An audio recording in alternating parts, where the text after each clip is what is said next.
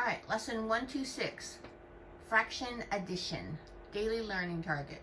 By the end of the period, the students will review methods for adding fractions with unlike denominators.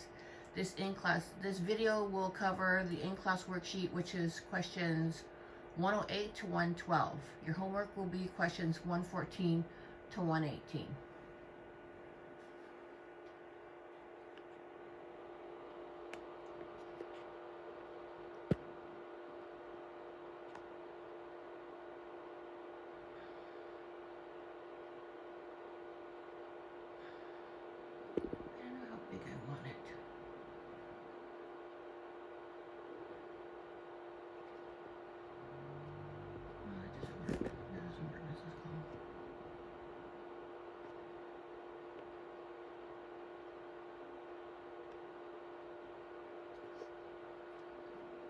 Okay. Fraction addition 126. Justin is working on a new problem, which is 1/3 plus 1/2. He drew the picture below to represent the problem. So here's his 1/3, and here's his 1/2. So all he did was take this shaded part and this shaded part and put it over here. Could you name Justin's sum as a single fraction? I'm going to say no.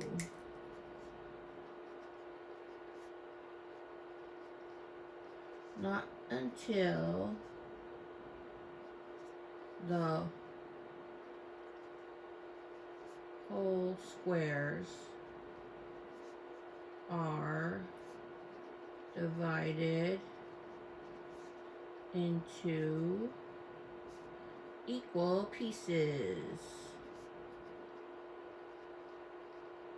And by equal pieces, I mean same size. So these look the same size and these look the same size, but over here, these are definitely different sizes.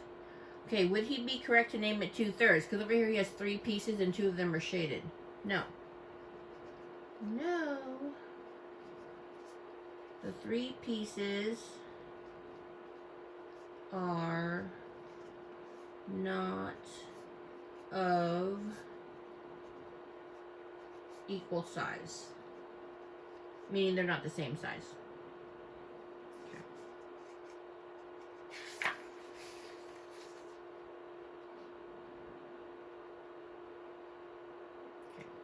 Kermit sees Justin's work and says, you need to make all the pieces the same size before you try to write a sum. You can use the giant one to rewrite. Oh, there's a typo. This is supposed to be 1/2. Change this on our paper right now. 1/2. Okay, and 1/3 as sixths. So see, sixths. All right, so let's see. Based on the last lesson, what did you multiply 3? What number did you multiply 3 by to get 6? 2?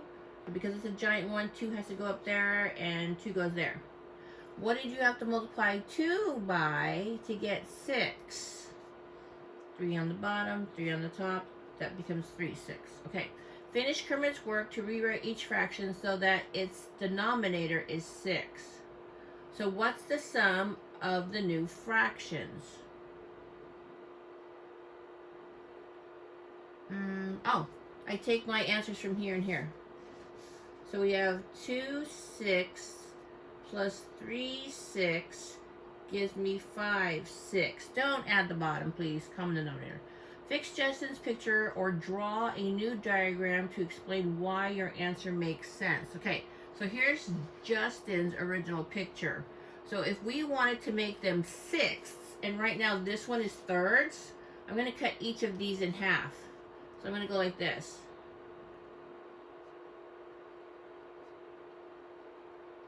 So see, now these are sixths, and you can tell right here that two of the sixths are shaded.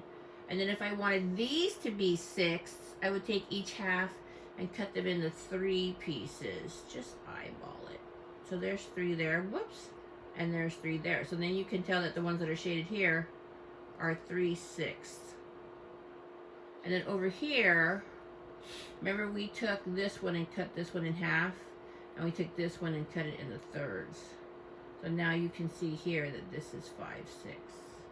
So 2 6 plus 3 6 equals 5 6. All right, Discuss with your team why Kermit might have chosen to rewrite each fraction as 6. It's a common, trying to make this fit, denominator. Woo! Could you have used a different number? Yes. He could use other multiples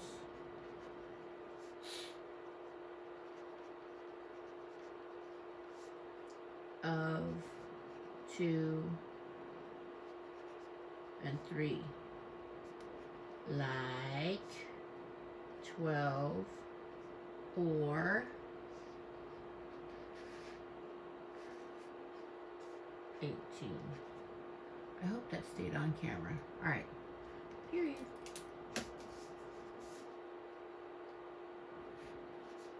Stop. I'm trying to make my pen hold the paper so it doesn't slide. Gonna go to the next page.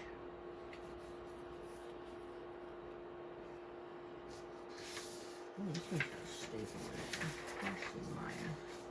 Okay.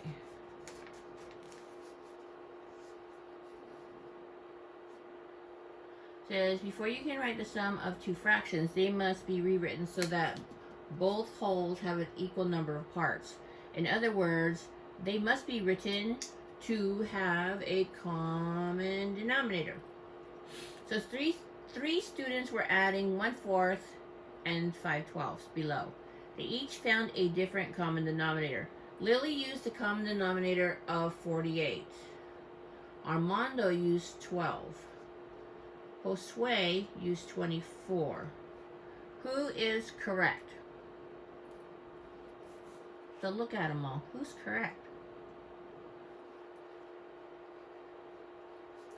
They are all correct. Because 48, 12, and 24, all three of those are multiples of 4 and 12. Can any number be a common denominator?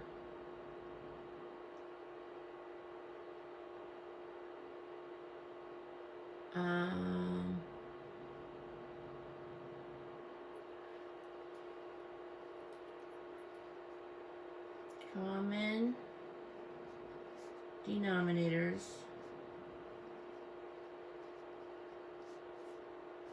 have to be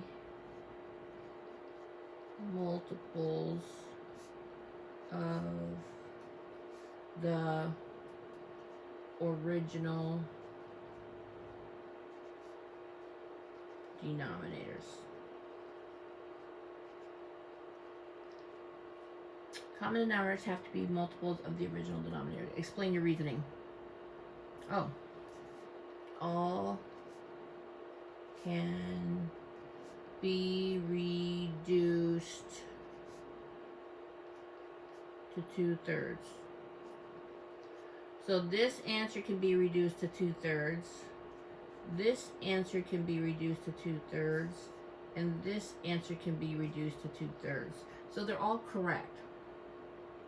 Which of their common denominators is easier to work with? 12. Why? It is the smallest common denominator.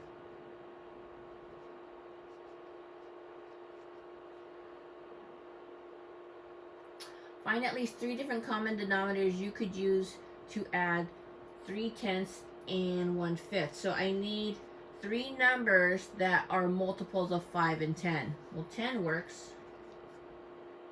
20 works. 30 works. Are those the only 3 that work? Whoops, sorry. 10 works, 20 works, 30 works. Are those the only 3 that work? No, you could use 100 if you wanted. You could use 500 if you wanted, but then you're going to end up reducing your answer. Okay, hopefully it stayed on camera. All right, let's see. We'll find out after I finish and I review. Okay. Vu needs to add 3/8 and 5/6. He knows that he can rewrite each fraction as a portion of 48 because 6 and 8 are each factors of 48 in the multiplication table. So, look. Can you see that? Can you see that? Yeah, okay. Is there a smaller number that would work as a common denominator? So the lines I just underlined. Is there a smaller common denominator? If the answer is yes, it says, where would you look in the multiplication table to see, oh look, this one's smaller, and they both have 24. Okay. Where would you look in the multiplication table to see if 6 and 8 are each factors of a number less than 48? You look in the shaded column on the left. In the shaded column on the left. And so we don't get confused, we're going to draw arrows. So there's the 6, and there's the 8. Use the multiplication table. Okay, so with this lesson in the PDFs, I also gave you a multiplication table to find other numbers you could use as a common denominator of 3/8 and 5/6. Well, we could use 24 and 48. 24 or 48. That's an or. Because look, both of these lists have 24 in common, and both of those lists have 48 in common. Okay, Mr. Pen, do your job and hold my paper. Okay.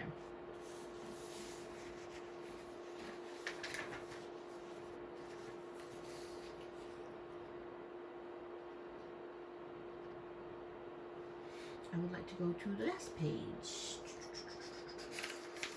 Okay. Vu's next problem is to add 5/4 and 7/10. Use the multiplication table to find the smallest number you could use as a common denominator.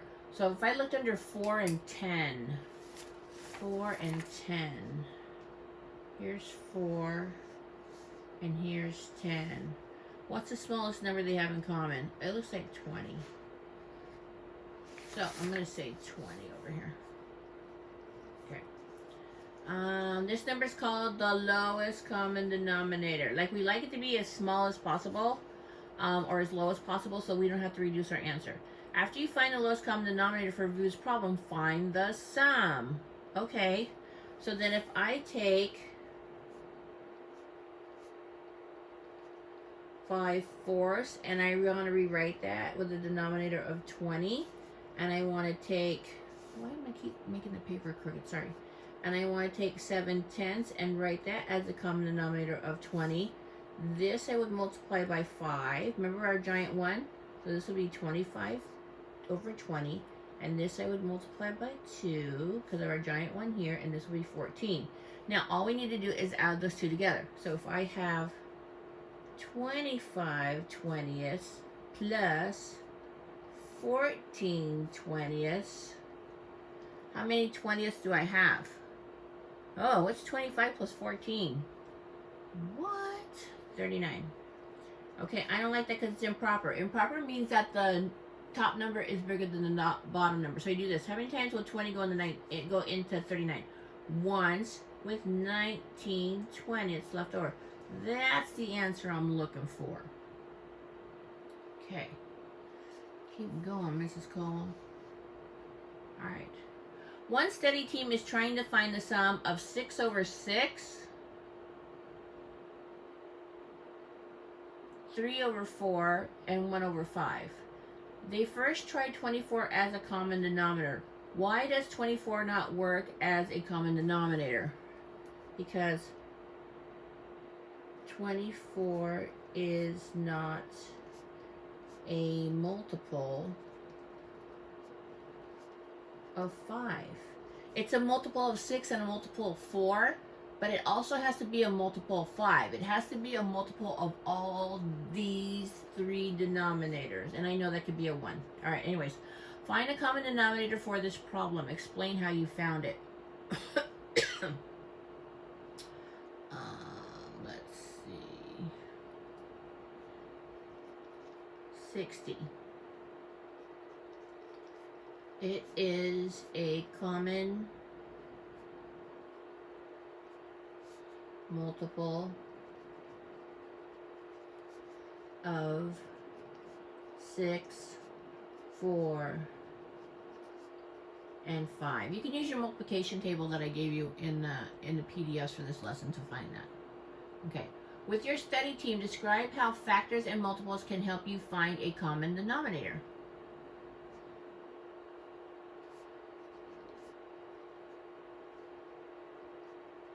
A common denominator must be a multiple of each denominator. Okay. Body part practice. With your team, find each sum. You may want to use the multiplication table to help you find the common denominator. So, I need a common denominator of 4 and 6. 4 and 6. I'm going to set this up like this.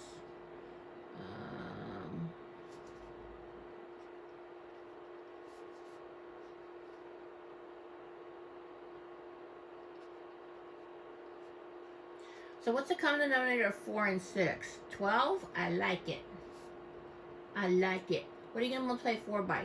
3 on the bottom and 3 on the top. Okay. Okay, 6 times 2, 5 times 2 is 10. So down here you write 3 twelfths plus 10 twelfths gives me, oh mercy, 13 twelfths. Okay, improper, 1 and 1 twelfth. Okay, let's go to B. 2 sevenths, need a common denominator. 2 thirds. Oops, that's a 3. That's a 3. Mercy. Okay. So I need a common denominator of 7 and 3, 21. Okay, 7 times 3 is 21, so times the 2 times 3, that's a 6. 3 times 7 is 21, so 2 times 7 is 14. Then down here we have 6 21sts plus 14 21st gives me 20 21sts. Can't reduce that. All right. How we doing? Okay, good. 5 twelfths and 1 half. So 5 twelfths, need that common denominator. 1 half, need that common denominator. Oops, I'm giving it away. I gave it away. It's 12. Shame on you. So 5 twelfths is going to stay 5 twelfths because your giant 1 is 1. And then this is times 6, and this is times 6. Shame on you, Mrs. Cobble. All right. So then we have 5 twelfths plus 6 twelfths gives me 11 twelfths. Uh-oh. This one has 3 fractions. Okay, not a problem, not a problem. So, I'll put it down here. 3/4, looking for a common denominator. 1 half, looking for a common denominator. 1/5, looking for a common denominator. Alright, scoot that over. Alright, so, a common denominator of 4, 2, and 5. 20. 4 times 5 is 20. 3 times 5 is 15. Ooh, this is going to be hairy. Okay. 2 times 10 is 20. 1 times 10 is 10. 5 times 4 is 20. 1 times 4 is 4. So we're going like this. 15 20ths plus 10 20ths plus 4 20ths. How many 20ths is that? 29. Okay, we don't like it. It's improper. 20 goes into 29. 1 time with 9/20 leftover, circle. Okay. That's going to be a long one in class when we do it. But if you missed any of it, why does that look blurry? Because it was. Okay. If you missed any of it, you can watch the video. Alright. Homework 114 and 118. Bye. Have a good day.